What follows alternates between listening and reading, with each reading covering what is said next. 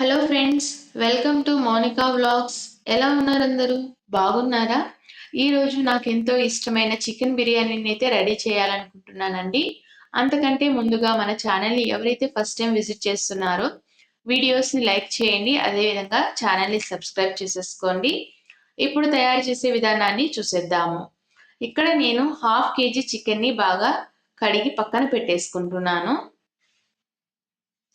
అదే విధంగా 2 onion, 3 tomato, 5 పచ్చిమిర్చిని కూడా కట్ చేసి రెడీగా పెట్టాను. ఇంకా కరేపాకు, పుదీనా, కొత్తిమీరను కూడా శుభ్రంగా కడిగేసి ఒలిచిపెట్టేసుకున్నాను. ఇంకా అల్లం వెల్లుల్లి కూడా దంచి రెడీగా పెట్టేసుకున్నానండి. ఇంకా మనకు కావాల్సిన మసాలాలు కూడా ఇక్కడ రెడీగా పెట్టేసుకున్నాను. అదేవిధంగా బిర్యానీలోకి తీసుకున్న బిర్యానీ ఆకు, లవంగాలు, దాల్చిన చెక్క, సాజీరా, జీలకర్ర, దాపత్రి, మరాఠీ మొగ్గ, అనాస పువ్వు కూడా నేను రెడీగా పెట్టేసుకున్నాను. ఇప్పుడు ముందైతే స్టవ్ వెలిగించేసుకొని ప్యాన్ అయితే పెట్టేసుకుందాము. ఇలాగా ప్యాన్ వేడెక్కిన తర్వాత ఇందులోకి నేను 3 tablespoon oil, 1 tablespoon ghee అయితే వేసేసుకుంటున్నాను. ఇలాగా గీ వేడెక్కిన తర్వాత ఇందులోకి మనము ముందుగా పక్కకు తీసి పెట్టుకున్న మసాలాలు వేసేసుకోవాలండి. బిర్యానీ ఆకు, లవంగాలు, దాల్చిన చెక్క, సాజీరా, జీలకర్ర, దాపత్రి, మరాఠీ మొగ్గ, అనాస పువ్వు ఇలాగా వేసేసుకోవాలి. ఇలాగా అన్నీ వేసుకున్న తర్వాత కొద్దిసేపు వేగనివ్వాలి. ఇప్పుడు ఇందులోకి మనము ముందుగా కట్ చేసి పెట్టుకున్న ఆనియన్స్ని కూడా వేసేసుకోవాలి. ఇలాగా ఆనియన్స్ వేసేసుకున్నాక బాగా వేయించుకోవాలి. ఆనియన్స్ అనేటివి బాగా వేగిపోవాలండి.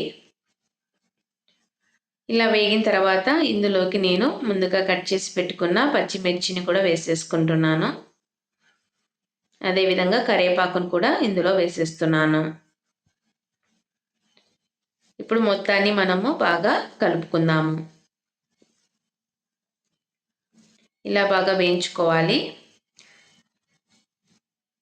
ఇలాగా వేగిన తర్వాత ఇందులోకి నేను కొన్ని జీడిపప్పులను కూడా వేసుకుంటున్నాను. ఇప్పుడు ఈ జీడిపప్పులను కూడా బాగా వేగనివ్వాలి.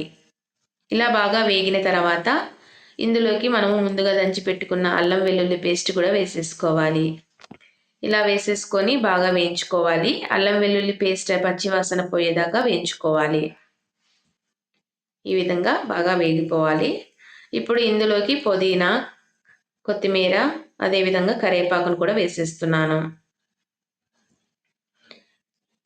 ఇవి వేసేసుకొని మనము బాగా వేయించుకోవాలి. ఆకులు అనేటివి బాగా వేగిపోయేదాకా వేయించుకోవాలి. ఇలాగా బాగా వేగిన తర్వాత ఇందులోకి మనము ముందుగా కట్ చేసి పెట్టుకున్న టమోటాలను అయితే మనము వేసేసుకుందాము. ఇప్పుడు ఈ టమోటాలు కూడా బాగా వేగేదాకా వేయించుకోవాలి. ఇక్కడ నేను 2 టేబుల్ స్పూన్ గల్లుప్పు అయితే వేసేసుకుంటున్నాను. ఇలాగా మళ్ళీ ఒకసారి బాగా వేయించుకోవాలి. టమోటాలు అనేటివి బాగా మగ్గిపోవాలండి. ఇప్పుడు ఇందులోకి మనము ముందుగా కడిగి పెట్టుకున్న చికెన్ని కూడా వేసేసుకోవాలి. ఇట్లాగా చికెన్ మొత్తం కలుపుకోవాలి. ఇప్పుడు మనము మూత పెట్టేసుకొని ఒక 2 నిమిషాలు ఉడికించుకుందాము. చూసారా, ఇక్కడ ఉడికిపోయింది. ఇప్పుడు ఇందులోకి మనము 1/2 టేబుల్ స్పూన్ పసుపు, 2 టేబుల్ స్పూన్ కారం పొడి, 2 టేబుల్ స్పూన్ ధనియాల powder, 1 table spoon garam masala, 2 table spoon chicken masala, అదేవిధంగా బిర్యానీ మసాలాను కూడా ఇందులో వేసేసుకుందాము.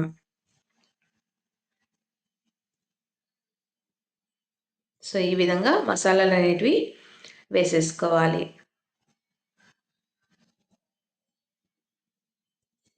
ఇలాగా మసాలాలన్నీ వేసేసుకున్న తర్వాత మొత్తాన్ని మనము బాగా కలుపుకోవాలి. ఈ మసాలాలు అనేటివి మనకు చికెన్ ముక్కలకి బాగా పట్టే విధంగా కలుపుకోవాలి. ఇలాగా బాగా కలుపుకున్న తర్వాత ముందుగా కడిగి పెట్టుకున్న రైస్ని అయితే ఇందులో వేసేస్తున్నాను. ఇక్కడ నేను 2 గ్లాసెస్ బాస్మతి రైస్ తీసుకున్నానండి. ఇప్పుడు ఈ మసాలా అంతా కూడా రైస్కి పట్టే విధంగా బాగా కలుపుకోవాలి. ఈ విధంగా బాగా కలుపుకోవాలి. ఇప్పుడు ఇందులోకి నేను 4 గ్లాసెస్ ఆఫ్ వాటర్ వేస్తున్నానండి. 2 గ్లాసెస్ బాస్మతి రైస్కి 4 గ్లాసెస్ వాటర్ వేసుకోవాలి.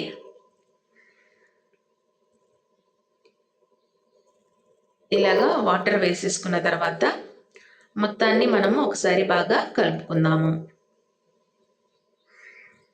ఇలాగా మొత్తం మిక్స్ అయ్యేలాగా కలుపుకోవాలి.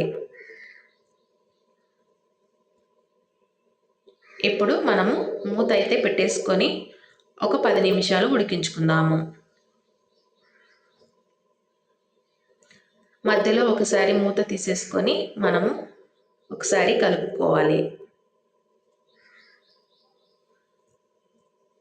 ఇలా కలుపుకున్న తర్వాత మళ్ళీ మూత పెట్టేసుకొని ఇంకో 3 నిమిషాలు ఉడికించుకుందాము.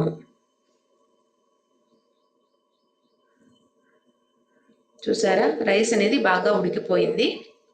బాస్మతి రైస్ ఇలా ఉంటేనే బాగుంటుందండి. చూడ్డానికి చాలా కలర్ఫుల్గా కనిపిస్తుంది.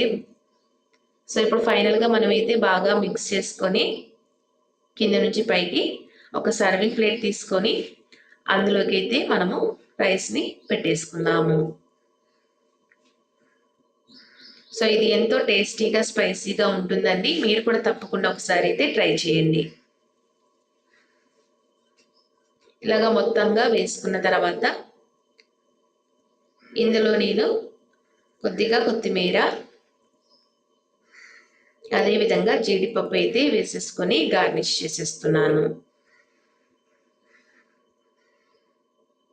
మీరందరూ కూడా తప్పకుండా ఒకసారి మీరు ట్రై చేసి ఎలా ఉందో నాకు కామెంట్ సెక్షన్లో మెన్షన్ చేయండి. సో ఇలాంటి మరెన్నో వీడియోస్ కోసం మీరైతే మన ఛానల్ని లైక్ చేయండి, షేర్ చేయండి, అదేవిధంగా సబ్స్క్రైబ్ అయితే చేసేసుకోండి. ఇలాగే సపోర్ట్ చేస్తూ ఉండండి. Thank you. Thanks for watching.